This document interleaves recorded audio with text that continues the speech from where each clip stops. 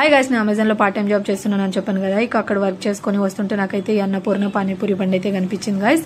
ఇక్కడ వచ్చేసి పానీపూరి, దహీపూరి, బేల్పూరి, మసాలా పూరి, నార్మల్ చాటు, సమోసా చాటు ఇలా అన్ని రకాలు దొరుకుతున్నాయి అనమాట.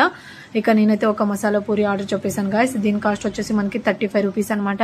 మొత్తం ఇలా స్టఫ్ చేసి ఇస్తారు. కాస్ట్ కొంచెం మనకి ఎక్కువగానే అనిపిస్తుంది, బట్ బెంగళూరులో అయితే ఇవి నార్మల్ కాస్ట్లు గైస్ 30, 35, 40, 45 ఇలానే ఉంటాయి అనమాట. ఇక ఇదైతే టేస్ట్ అయితే చాలా బాగుంది గైస్.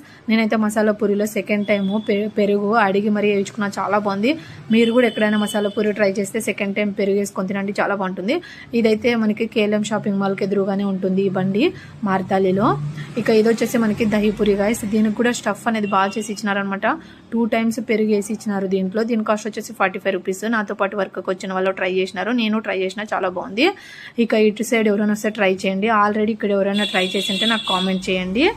వీడియో నచ్చితే ప్లీజ్ గైస్ లైక్ చేయండి.